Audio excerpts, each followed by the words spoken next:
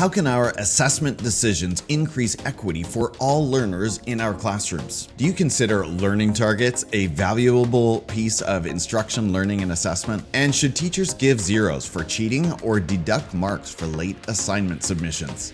Welcome back to another episode of the Teachers on Fire podcast, airing live on YouTube most Saturday mornings at 8 a.m. Pacific and 11 a.m. Eastern. My name is Tim Cavey, and my mission here is to warm your heart, spark your thinking, and ignite your professional practice. Today's Teacher on Fire is Karley Alleyn. Karley is a BC-based assessment consultant, a sessional instructor for the University of Victoria's BED-ILR, that's Bachelor of Education in Indigenous Language Revitalization Program, and a consultant with the Canadian Assessment Centre. Karley's research in assessment identity has led her to speak across BC, Hawaii, London, and coming up in 2026, Singapore. You can connect with Karley on LinkedIn, on Instagram at accessible_assessment, and in her newsletter at karleyallen.com/assessment-identified. Welcome to the show, Karley. Good morning. Are you, my friend, ready to light it up?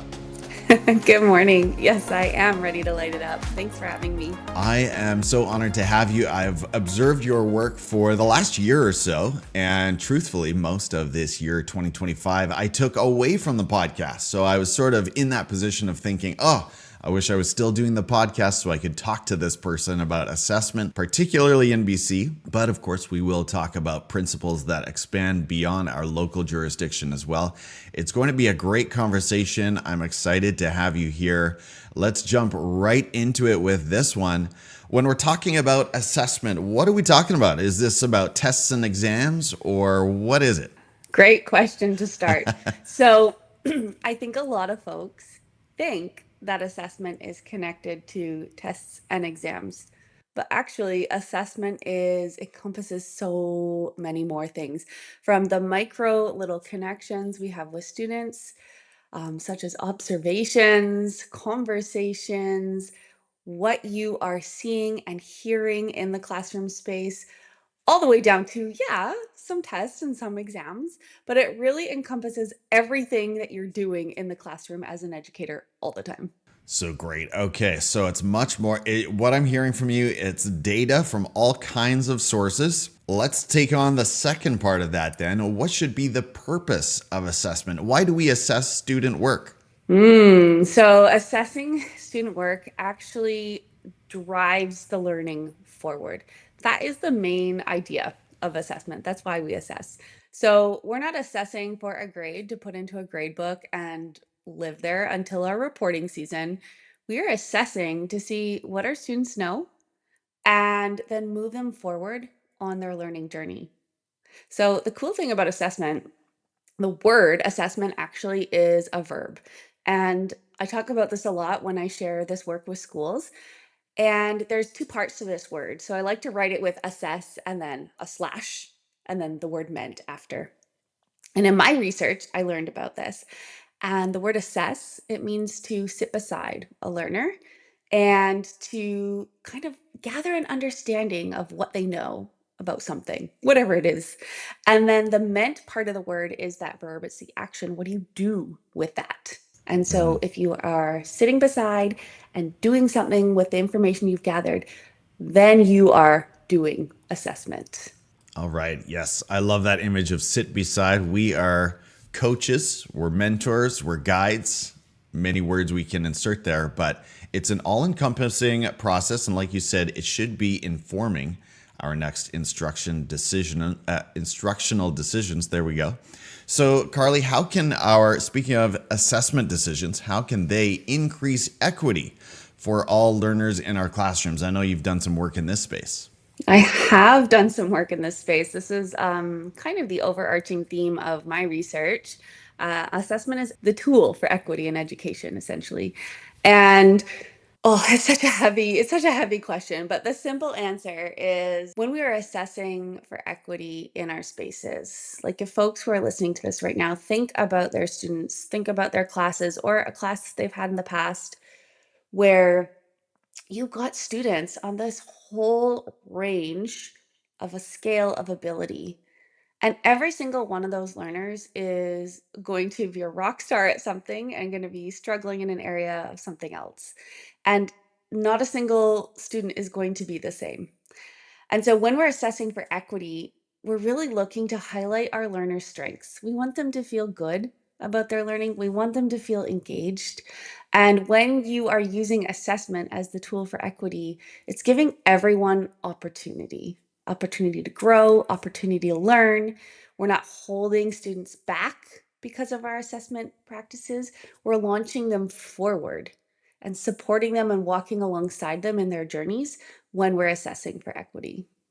That's the short answer. I know there's a book there for sure.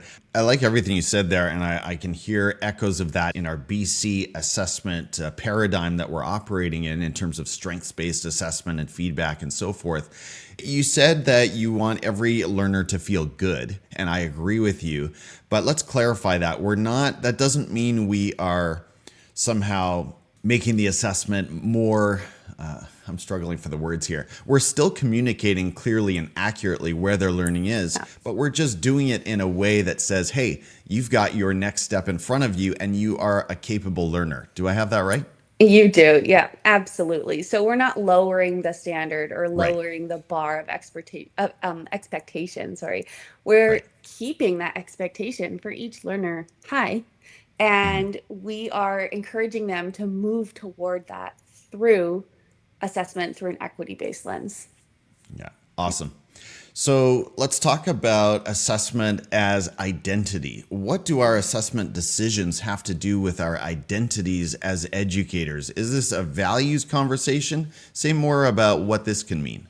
Yeah, so this is actually like the meat of my research. So Yeah. assessment identity, it's actually quite an untapped area of research in North America.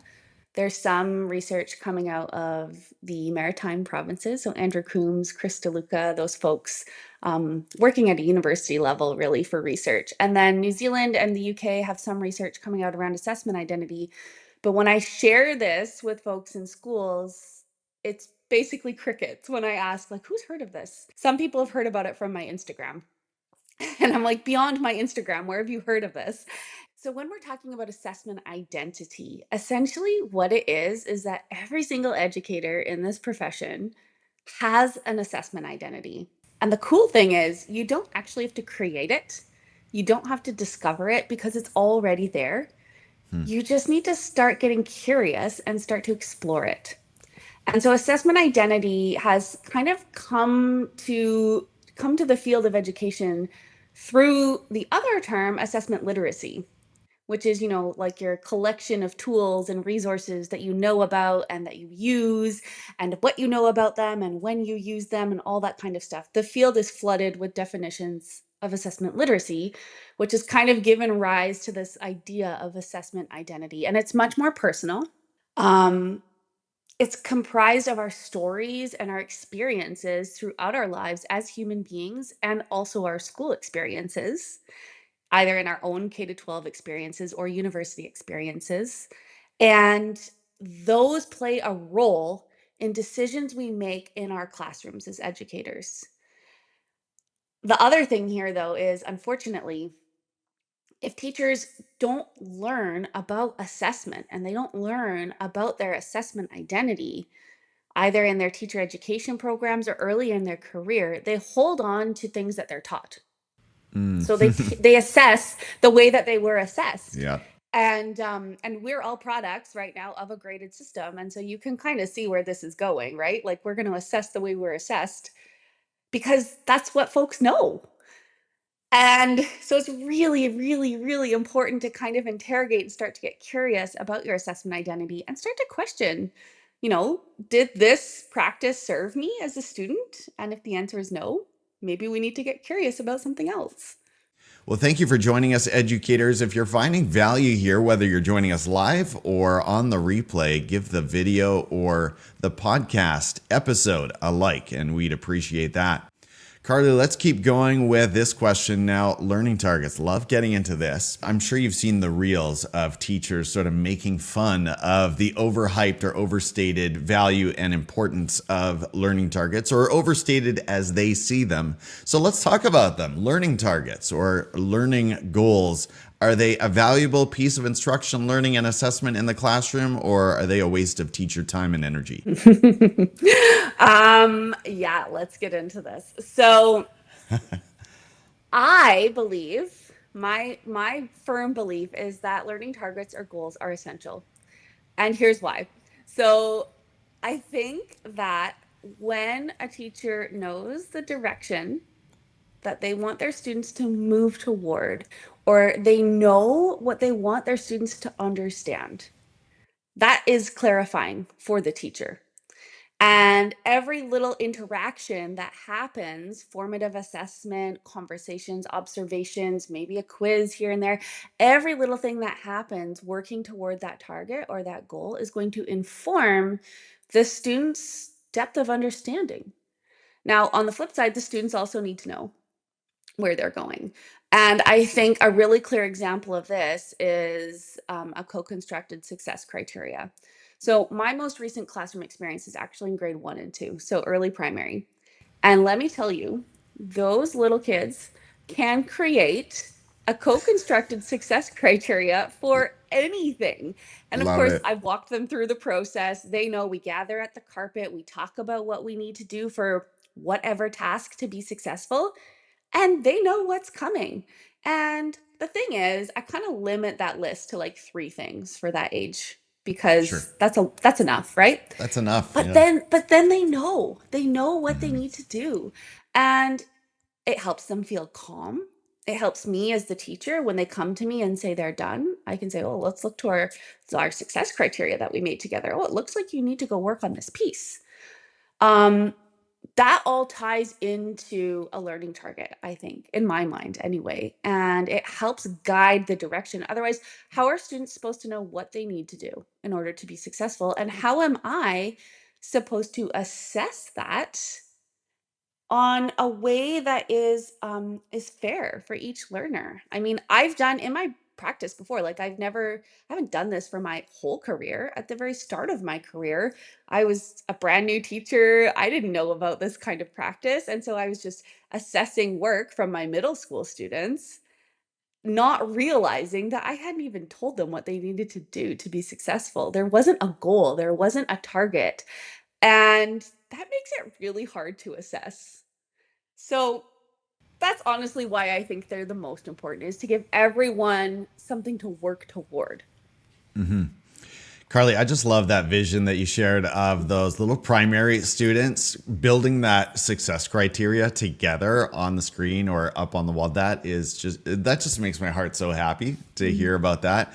And yes, everything you said there, I'm adding a big amen to that, because we need the clarity. Teachers need the clarity. Students need the clarity. They need to know where they are going, but teachers need it too. And I will fully admit, for years, I put in a lot of years of teaching before coming into learning targets. And if you had caught me in the, let's say in the early 2000s, and I know I'm dating myself here, but if you had asked me what my students are learning, I would have struggled to tell you sometimes in the middle of an activity. I mean, I know they're making these posters, but if you Mhm. want me to point to this one curricular competency, I might not have been able to.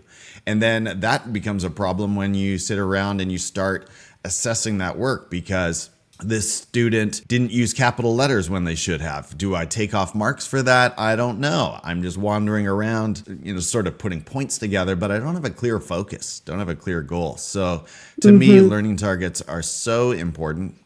Let's talk about another spicy issue, and that is zeros. Karley, one of my favorite teacher YouTubers, came out strong recently about how he gave a couple of zeros to students on a vocabulary quiz for talking to each other. And I was like, oh no.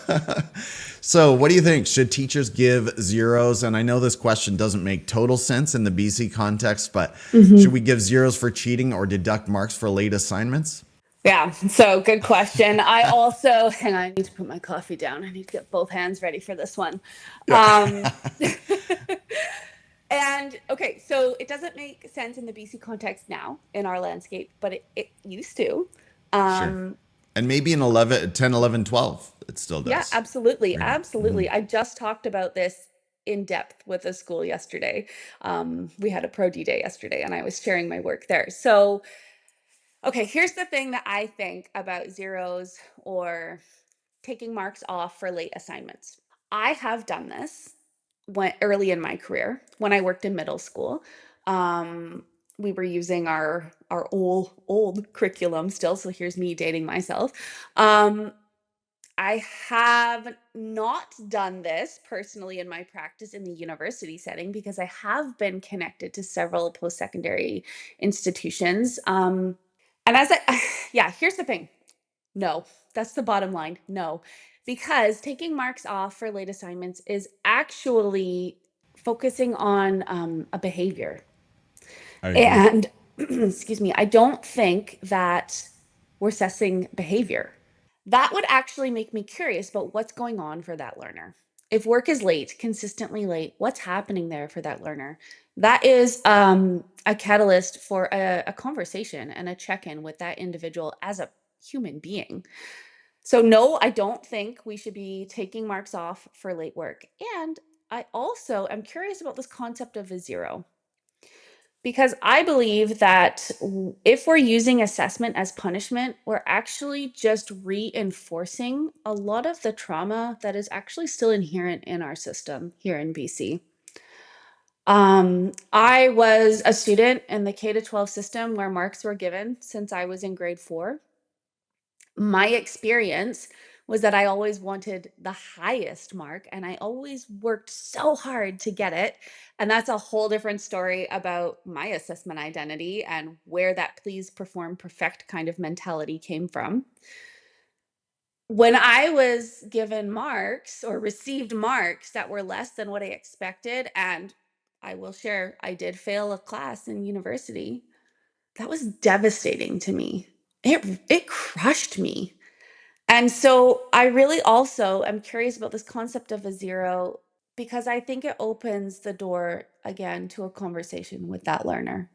I would much rather have a conversation than slap a grade on something and hand it back and say sorry. So, actually, another interesting piece here. I talked to a friend of mine who works for a university and teaches in a program there, kind of like a trades program. And she had a student who she got cheating actually this past week. Sure. And I said, what did you do? How did you figure that out? And what did you do? And she invited the student in to have a conversation and give the student the chance to explain themselves and why they cheated. And it was dealt with in such a humane way. And I said, did you give this student another chance? And she said, yeah, of course I did. And that just filled my heart with joy because I was like, okay, this person gets another chance, right? And I think it's very much if we're slapping zeros and we're taking marks away, there's something there that we're missing. There's an opportunity for connection there that we're missing, and that's the human side of assessment that I don't know if a lot of folks understand, or if they understand it, they don't know how to connect it and actually walk the talk with their practice. Yeah. Again, I'm in agreement, Carly. To me, it goes back to the purpose. Remember, we talked about the purpose of assessment. We didn't say we're using assessment to form character, to build character in our students. Now, Mhm. is character important? Is executive functioning important? Absolutely. And we can report on those things on another area of the report card. And we can engage in those mentorship conversations. And that to me is part of the key here, is that when you see teachers on X or elsewhere really fighting for the zero, it's actually an easier response. And I don't want to slam those teachers too hard, but it is the easier response to say, oh, I don't have the evidence that I demanded in a timely fashion, so I'm just putting a zero in my grade book and moving on. It is actually more work to pursue the student, to engage, to book that appointment and have that conversation. But it comes back again to, what are we trying to do here? We're not trying to use the grade to build character and timeliness. We're trying to actually assess what is their learning. And if that's our goal, I don't think the zeros have a lot of place.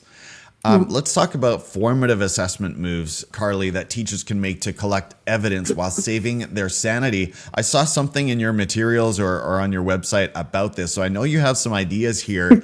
It's pretty exciting when we can actually not only assess better, but actually save our energy or add to our sustainability as educators. So, do you have a thought here? I have multiple thoughts, but I'll share one. Um, yes, this is something actually that I'm digging into quite a bit right now because I know that folks in classrooms are exhausted, especially at this time of year. And a lot of folks think that assessment is something else to do. I often will say, oh, that probably means that you're thinking assessment is something you're doing to your students and not something with your students. And so there's a mindset shift there that needs to happen. But one of my favorite, at the moment, one of my favorite formative assessment things actually is like a no prep, a low prep or no prep strategy. And I have adapted it a little bit from a strategy I learned at the very, very start of my career. I was really focused on social emotional learning or SEL before it was cool. I was an early adopter. And it was a strategy actually grounded in SEL practice. It's called the 2 by 10. I don't know how many people actually know about it. Again, this is a question I ask rooms of teachers when I'm sharing this work with them, and no one really seems to have any knowledge about it. So, a 2 by 10, I'm going to share quickly right now. All you need is your voice and a student in front of you. That's it. It's a 2-minute conversation for 10 days. That's it. So 2 school weeks. And here's the thing, I'm gonna like ruin the story, but before by saying you don't even need to do this for 10 days before the student's gonna start to come to you and share with you. So you engage in conversation. I always tell folks it's really good to use this in an SEL method first. Don't dive in hot if you don't have a good connection with a student. Don't dive in hot about their math test or something they got wrong in science. Start by asking how their weekend was, or if you know that they play a sport, ask them about that. And you can ask the silliest questions. How was your weekend? It's a kind of a boring question, but it opens the door for conversation at least. And you have that 2-minute verbal exchange, then you carry on. The next day, you ask again. Oh, you told me you had football practice last night. How did that go?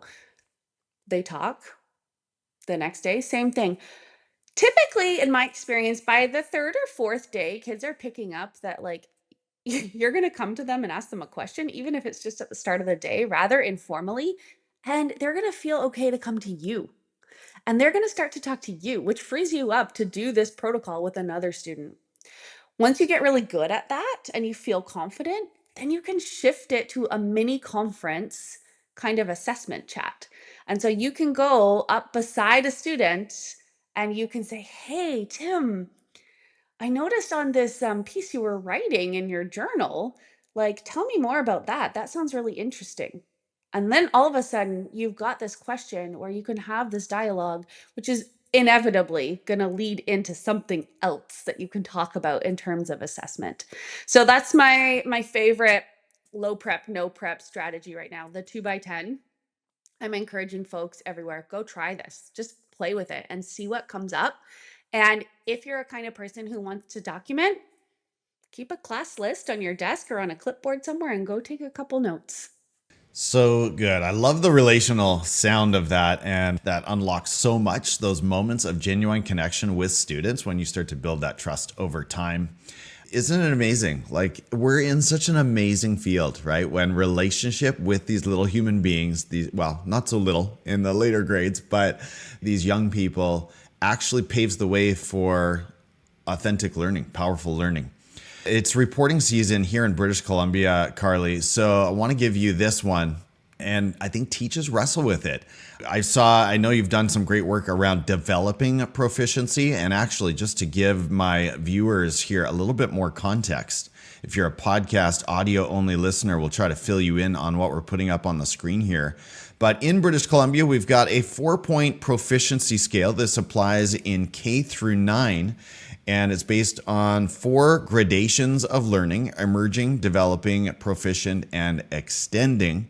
We talk all the time, Karley, about how we're all developing learners. Developing should not be a stigma. It should not be something we're overly concerned about, although sometimes it does point to more supports or more steps we need to take. That's another conversation.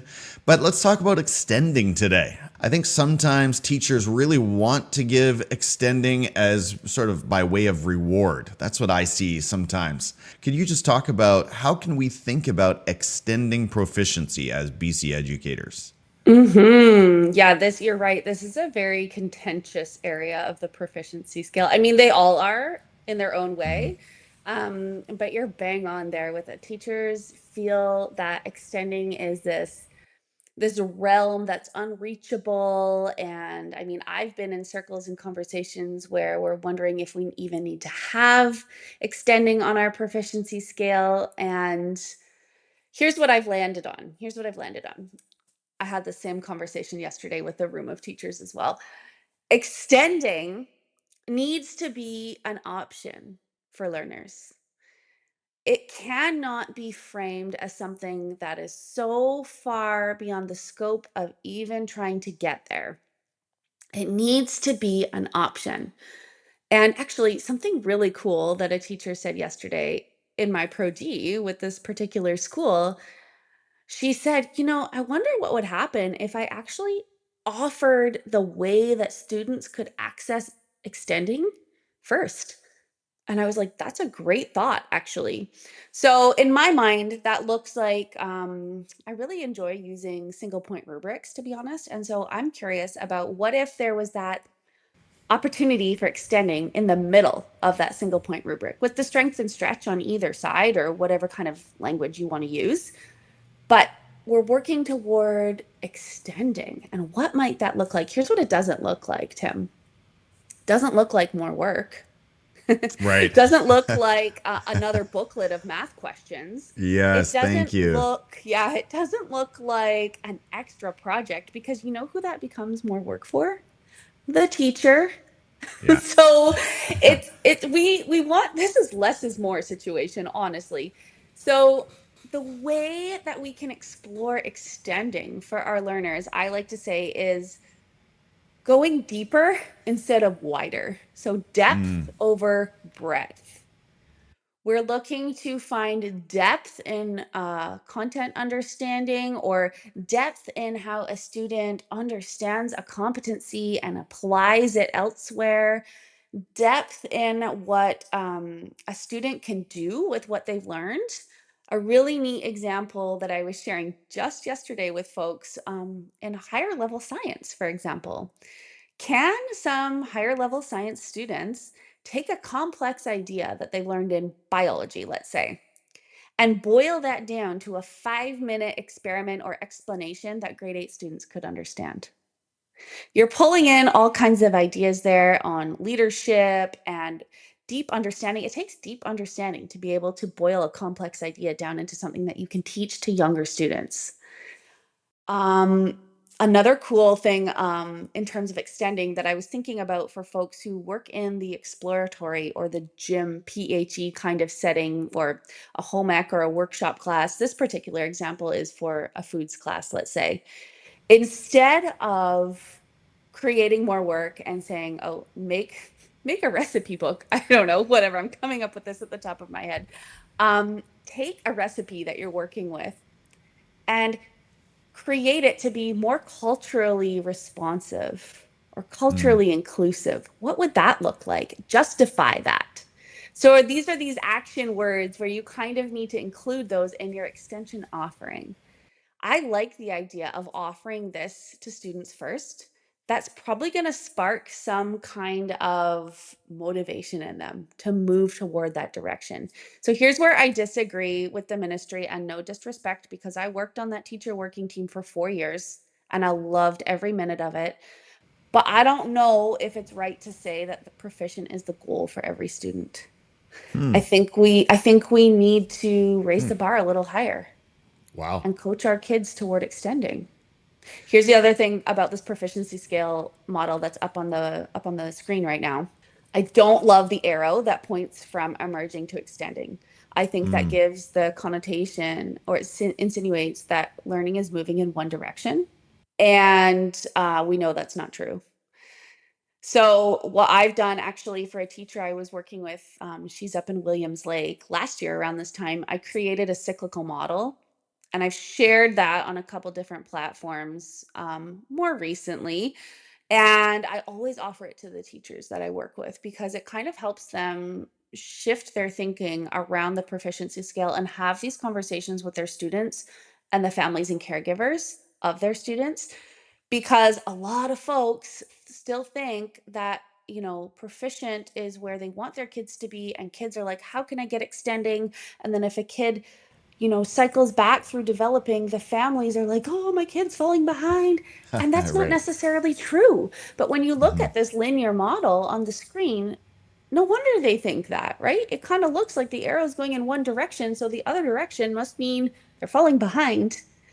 And again, the cyclical model that I've created is not in any way, shape, or form connected to the ministry. I always lead with that disclaimer. This is just the way that my brain has envisioned it.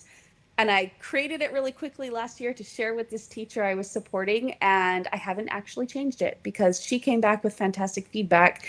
And all the other folks I've shared it with are like, wow, this actually really helps me understand this proficiency scale. And it gives permission, which I think a lot of folks needed. Well, exactly. And I mean, one piece that I like about that is I think there's great parent anxiety when their child received a proficient somewhere in term two, and then in that same area, or seemingly that same area, they receive a developing in term three, and they think exactly what you said. They think, oh my gosh, my child is having a setback and they're learning, and there are problems and we must fix them. Well, it depends on so many different things, namely what were the curricular competencies that we were aiming for in this particular term. And it doesn't Mhm. mean, I mean, our learning, even as adults, our learning ebbs and flows. So it's not something we need to panic about. Quickly, two other things that I just want to highlight that I really love about what you said. It's quality, not quantity. So something we hear from teachers that I think most of my team has done a really good job of, but I know the idea is out there that if the success criteria for this sixth grade assignment says 3 pages and the child writes 5 pages, well, that must be extending. Well, not really. Mhm. Not really, because maybe they've just done more of X, right? They're not necessarily demonstrating any more sophistication in terms of their understanding. And then the other thing I wanted to highlight from what you said is the teachable part. And I think if someone can take, they're not just regurgitating information, but if they can take that information and sort of retranslate it, as you said, for, I think you said seniors teaching it to eighth graders or something like that. Mhm. Now we're sort of translating it, and that shows a sophisticated level of mastery as well. So I think those are Mhm. great keys to hang on to. Teachers, if you are in the throes of report cards right now, our hearts are with you, and hopefully that's helpful to you. Teachers, if you're ready for more conversations like this one, make sure you're subscribed to Teachers on Fire. Karley, as we land the plane here, you're offering a number of helpful assessment resources to teachers right now, starting at karleyallen.com/assessment identified. Why don't you walk us through some of the services and workshops you're offering educators? All right, sounds good. Yeah, so the link on the screen right now is the link to my newsletter. It's free. I try to send it out at the start of every month, and it's just one page. So it's a quick little snapshot. I like to share kind of what I've been up to in the past month. I share examples like the 2 by 10 that I talked about, a quick little thing that you can grab and go with. I like to share also information from other folks who are doing great assessment work around Canada. And so that's just something that you might be interested in landing in your inbox around the first of every month. I have also right now a mini course that's available to support folks through this reporting season. That one's aimed at teachers K to 9. And it is each module is kind of being unveiled week by week at the moment. So I've had really great feedback from the folks who have been using that, which is very exciting. And I also have actually the sixth cohort of my program, the Assessment Accelerator for Educators, coming up in January. So that's a program that I actually created directly from my research, from my thesis. And it is very applicable. It's 6 weeks long, it's all online. And Yeah, I mentioned we're going into our sixth cohort of it, which I can't really wrap my head around. It's wild, but it's also been such an amazing way to sit with small groups of educators and dig into this assessment identity work. There's also opportunity there to co-create an assessment tool of their choice with me, and I love this program. So if folks are interested, they can check out the link as well. Follow me on Instagram and find more information there. And I also offer coaching for educators as well as Pro D workshops beyond just British Columbia. As you mentioned, I am supporting a high school for my second year now in Alberta. I've been up to the Yukon. I've been a little bit international sharing my work there too. So lots of things. I just encourage folks to reach out to me if they're curious and we can chat and see what they need. So great. And one last time, Karley, where are the best ways for the listeners to get in touch with you and connect with you? And let's keep in mind the audio only listeners as well. Yeah, so Instagram is probably the platform that I'm most active on. Maybe I'm on Instagram all the time. So that my handle is at accessible_assessment. I'm also on LinkedIn. You can find me just by searching Karley Alleyn. My email is a really great way to reach me. So hello@karleyallen.com. And then also my newsletter. So you can subscribe to my newsletter and then you'll be automatically added to my mailing list and then you'll get all the things from me. Sounds good, Karley. Again, thank you so much for sharing your time with the podcast today. This conversation has been fun. It's been enlightening. I probably talked way too much because I love this topic, but it's been so good to connect with you. Teachers on Fire. I'm your host, Tim Cavey, and I'm so grateful that you two decided to spend some of your day listening to this episode. I hope that in some way the content you heard today from Karley Alleyn sparked your thinking and ignited your practice. And I'll meet you next week right here on the Teachers on Fire podcast. Take care, everyone. Have a great week. Bye-bye.